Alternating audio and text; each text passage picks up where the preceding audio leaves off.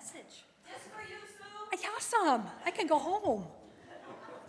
Yeah, thank you. Sweet, sweet surrender. So cute. There's little baby noises in here, and they're so cute, but they kind of sound like, one of them sounded like my cat. And I was like, it's here. It kept me awake all night, and it's here. But I meet that with love, because that's the only way to stop him from crying. But where is that? Is that the little baby?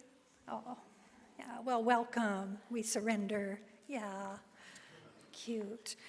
So, we're opening to guidance. That's the message today. And there's a scripture in Romans that says, "Be transformed by the renewing of your mind."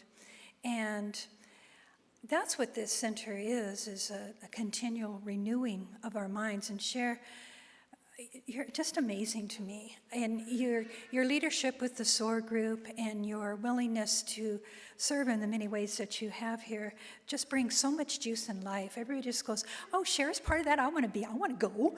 And Cher and I met many years ago through mostly a retreat.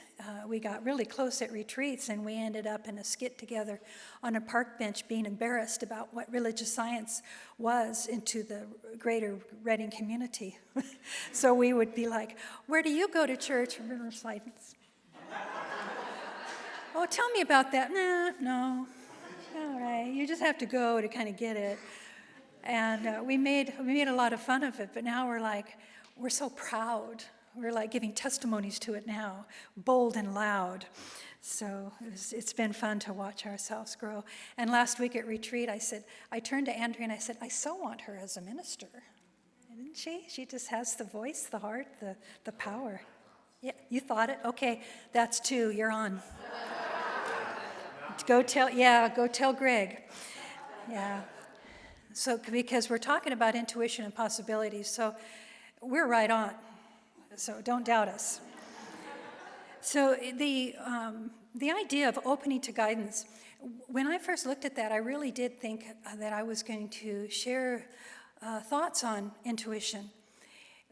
And there's a piece of that, but opening to guidance, there's something that has to get out of the way first, and that's ourselves. And that's our problems. So we often carry around our problems. No one here is immune to now and again having a problem. And sometimes our problems feel really big, really heavy, like that boulder going up, on the man's back, going up the mountain. It feels like that. And the sweet surrender, the opportunity of sweet surrender to be with that boulder and say, is this really necessary? Isn't there a truck that can do this? There's other ways and means to meet our problems.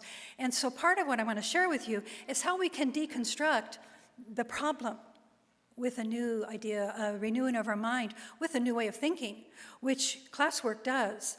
I'm just finishing a class with some incredible people doing the mastery of self, and we have talked about the 4 agreements. So if you have never studied Don Miguel Ruiz's work on 4 agreements, it's a small little book, it'll change your life. It's almost as if, how can I boil down the 10 commandments to 4? Because I always get lost in the 10 commandments. Go to 4 and live those, and you watch yourself shift and change. It's just a most amazing little book. The antidotes in there for your suffering is just so relevant to today's times, to all of time. So I'm going to speak a little bit about that. I'm also looking at Deepak Chopra's.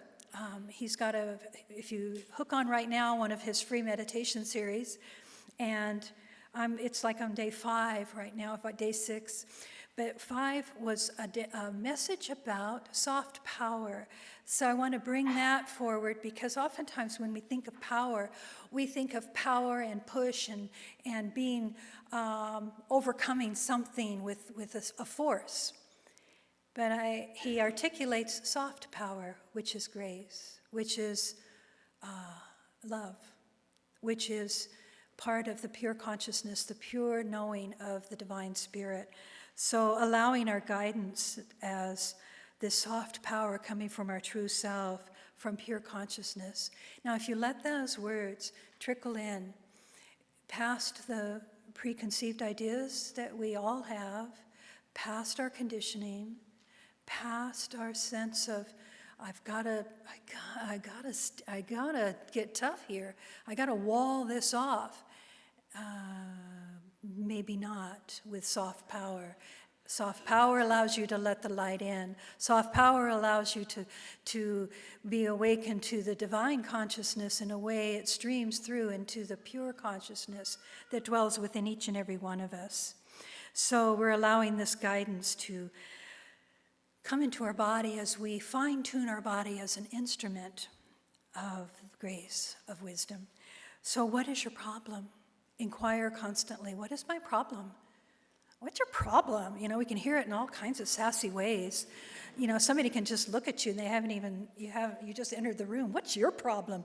And you're like, I don't know, what's my face look like? You know, I didn't realize it was showing. How embarrassing. But our problems tend to wear physically on our spirit of who we are when we enter places. It's hard to hide our problems. So the idea is to be fully transparent and to be fully open to suggestions, to revelations, to the messages of the universe. Love the song for surrendering, just like the fish in the air and start to say whatever it was, you know, vice versa. Yeah. But you want to be in that realm of just in flight, in the freedom of the air, and let both wings fly. And when we go to Ananda, to one of the centers there, and they have one of their services, they do this beautiful ritual, and they speak of the bird flying, and one is effort and one is grace. It takes both. It takes us to the idea of allowing our wings to carry us, to propel us forward, not to stay stuck in whatever it is. So your problems are your call to your spiritual journey, to your spiritual life. We're looking at This Life is Joy by Roger Teal, and he says, describe the most challenging of problems. Just really allow yourself time to really feel all of the ways your problem is bringing a challenge to your life. And you recognize that at times there's an automatic feeling of being inferior to the problem. Sometimes it feels so big that you're fighting something so huge. That where's God? Where's love in that? That's a soft power. It's right there. It's right there in the door of your heart. At the altar of your heart, open me, open me. Because the problem will contract you. The problem will solidify by our worrying and our fussing and our anger over it.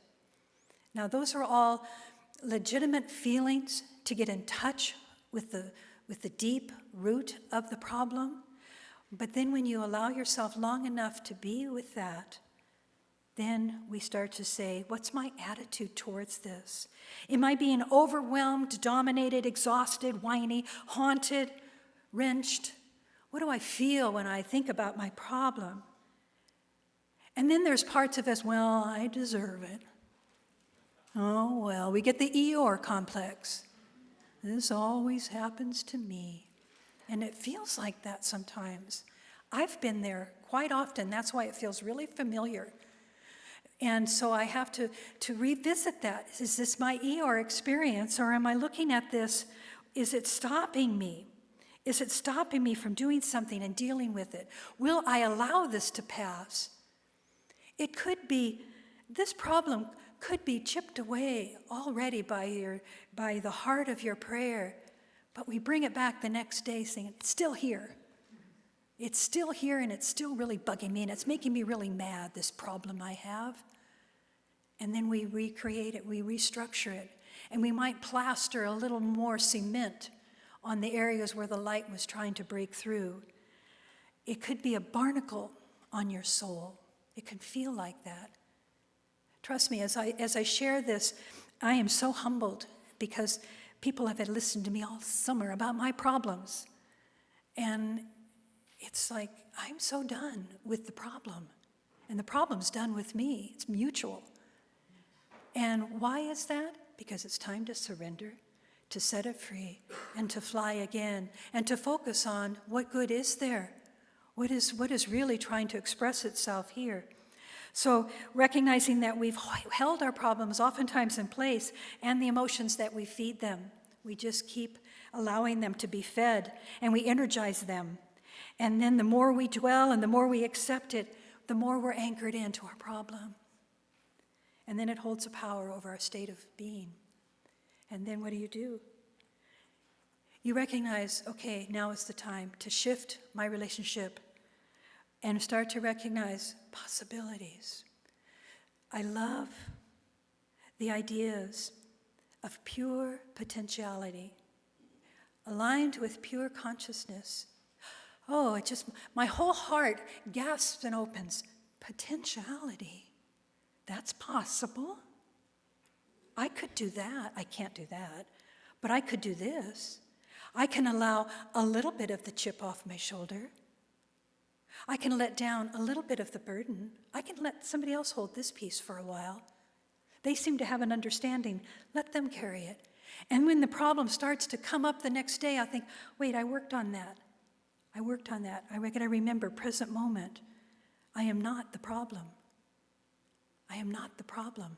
The problem is released from me. I am surrendering. I am humbled. I am open to the divine power, the soft power, moving this with love out of my experience. So we start to shift it into the realm of possibilities, and it starts to lose its power immediately.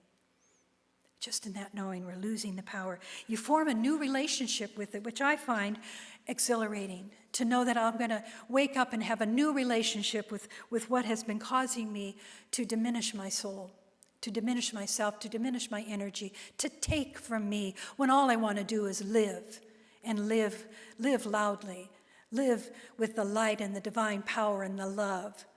That's what I really want, but why have I allowed myself to be framed in by this old idea? So we start to change the shape of it in our lives, and it's through awareness. And awareness is the avenue. Don't take that as a slight little word. Awareness is this consciousness that is ever present, ever flowing, and it's filled with grace and wisdom and divine knowing, and it's filled with potentiality and possibilities, awareness.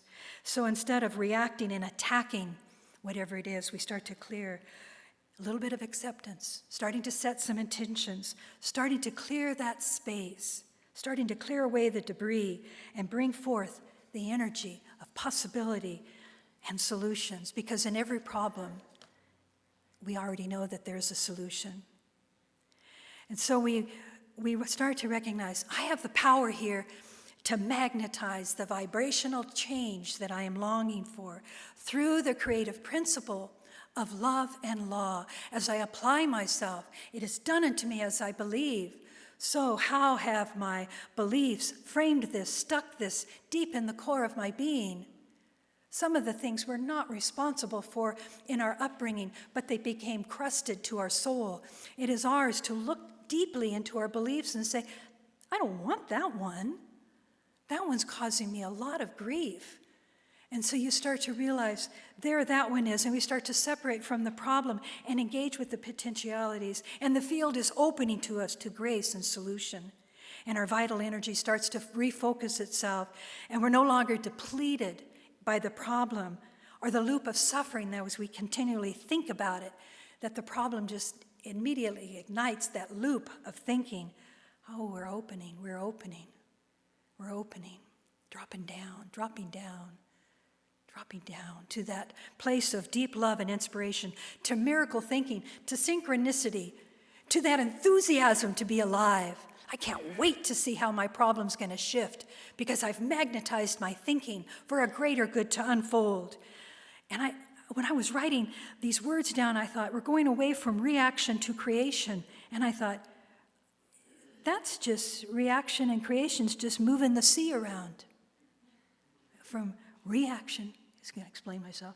The sea goes in front and it becomes creation. And I thought, well, that's pretty cool. One letter shift, creation, reaction. And I thought, oftentimes I am not willing to drop into creation. I still want to have some attention. Not intention, I want attention with my problem. It gets me some sympathy. It gets me a platform. But then that loses its energy after a while. Pretty soon you're losing some friends too. So everything in our life experience is calling for us to act and take action so we're not stuck. We want to be fluid in our experience. So sometimes it means finding someone else who can hold it for you. Say, can you just take this? I can't do it. I just can't. Every time I pick it up and try to resolve it, my heart breaks in two. Can you hold it with your higher thinking? Can you reshape it for me? And the practitioner, the minister, the friend takes it so willingly and puts it in their heart, and then they remind you, I took that from you. It's not yours anymore. So you've let it go. And that's opening, finding someone that can help deal with your emotional attachment.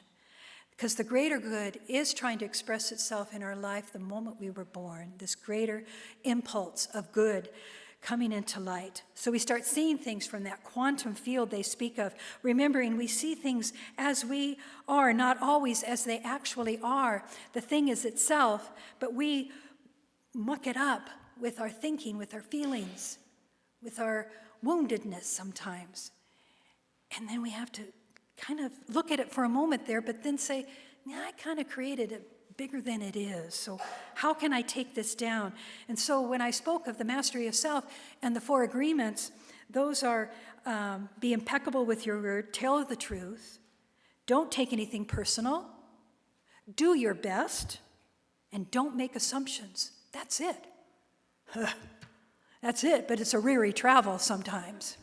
Because you'll watch yourself with assumptions.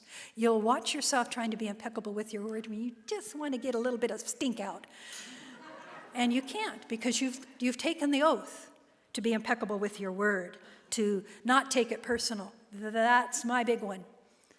And just briefly, watch for the Enneagram class that we're doing, our workshop in December, because that helps you really see what kind of personality type you are and where your weak points are. What do you take on? And like for me, I'm a people pleaser. So I take such responsibility for all of you. That's why my problems become even more enormous. It's your fault. So remembering that within the problem is the solution and your relationship with it. And just keep remembering, no, there's something possible happening here. There's something longing to be birthed through my experience. The other wise teacher is Byron Katie. She can irritate you to death, or she can wake you up to a whole new way of looking at something. She can deconstruct whatever you were holding. Like when she says, is it true? And you go, yeah. Is it absolutely true? Sort of, yeah. And then she takes it apart. And she invites you, once that you have spit it all out, then you start to reverse it and flip it. So then it deconstructs itself. All of a sudden, this boulder that was in your heart suddenly is shifted into a sculpture. You start seeing it from something that is awakening inside of you. Suddenly, viscerally, you start to feel like, oh, wait, that's what I was doing. I was holding it that way, but now I see if I turn it around, I have responsibility. I have soft power with this. I have a way out of this. As I realize it is done unto me as I believe. So Byron Katie, deconstructing, turning it around in consciousness so it's not locked into a space of suffering inside of us. We're all in that together. Those moments when our problems are so big. I am with you in yours. You're in mine. But we need to look at the possibilities to free ourselves. So here comes spiritual practice, centering yourself, going to the deep center and allowing yourself to sit in truth, to allow your seat of your soul to be established in a place of absolute knowing. Roger Teal says, imagine this. My problems have their solution already built into them. These problems are bearing gifts of great possibility. I shift my focus from worrying about the problem to welcoming the possibilities, and a whole new energy starts to emerge. And so this chaos that we were experiencing, the way we've judged the changes and the things that we're looking at, because remember, our problems are going to invite us to change. We're putting on a new lens to look at what is, and our spiritual strength lies in allowing ourselves to begin to see things rightly. They just are. They just are. And sometimes they're not right. And sometimes we are so right. I agree with you. I stand with you in that. Sometimes we are right. But are we listening to another way, to where it can morph into something that is a solution that works for all? So we take a good look at it. And so he says, look at it this way. Create a new perspective. And sometimes that's why I say, look at Don Miguel's 4 agreements. Look at Byron Katie's. Is it true? Absolutely true. Can I turn it around? If I change the sentence structure around, what does that say to me? And am I willing to listen to that? Am I willing to listen to the gut feelings inside of me? Because watch it. When you started to think about your problems viscerally, I could feel you all go, she's talking to me. She's talking to me. But then when I invite you to soften, to open, to let down, to let go, to surrender, to allow that divine grace to speak to you, to flow through you, to inspire you, it's quick. Intuition is quick. It's just a moment of clarity, and it whispers quickly by you, and you, what was that? And then you have to go into your practice and into your silence and say, I am listening. I am inquiring, and I'm listening. What is mine to do? What is mine to let go of? So create some perspective. Write down what you think it is and ask, is this it or just a symptom of my problem? Take a good look at it. And then take on only your problems. Don't try to fix anybody else's, just yours. That's enough. Move into a space of possibility, he says. Breathe into possibilities. Know that when you're doing that, you're breathing consciousness. Our taproot into the divine is life itself, is breath itself. I take 4 deep breaths and I am in union with the one. I am in love with the one. Move, but don't force. Allow things to happen now. It's done unto you as you believe. So deep in our subconscious, deep, lies in wait your answer. It might be filtered by a piece of doubt, yours to find. You might override it by an old way of thinking that no longer serves you, but you forgot, that you can let it go, you can surrender it. So don't get in the way of life with thoughts that don't move. Enter the pause of spiritual practice and know that that is the moment you are renewed with love and with grace and with God. So my time is done, but there's one thing from this intuitive way that I wanted to share, just allowing yourself the pause for inspiration for a choice to make itself known to you. Allow for some time for your action to be manifested, and allow for moments of your problem to dissolve into nothingness.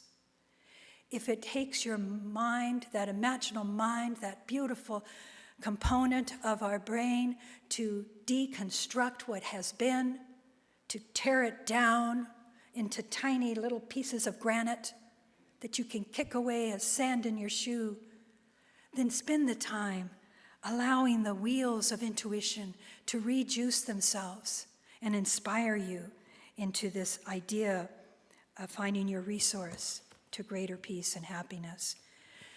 So in closing, I invite you just to drop your problems. Next time you enter the parking lot, take off your cloak of problems. Leave it out there.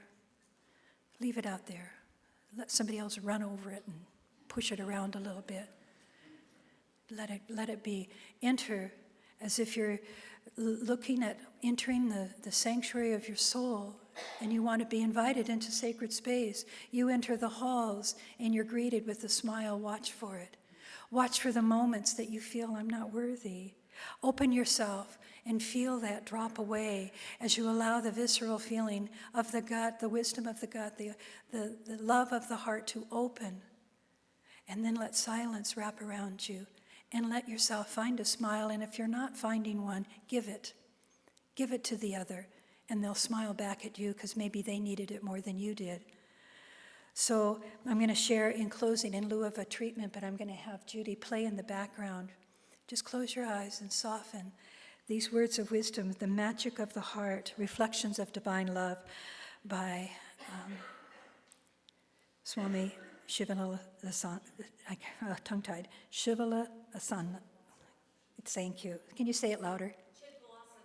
Thank you. Once I twist my tongue, take a breath. Hear the music. You're dropping down. You're dropping in. Feel the breath that follows that. Just in this time, your problem disappears. There's no substance to it. There is a soft power within you that is holding all that is. Listen, today is the auspicious day to free yourself from the grip of the inner enemy. Desire, anger, greed, envy, pride, delusion. Discover the wellspring of enthusiasm and feel your heart open and sing God's glory. You don't have to be tricked by your own ego. You don't have to be swayed by your own pride.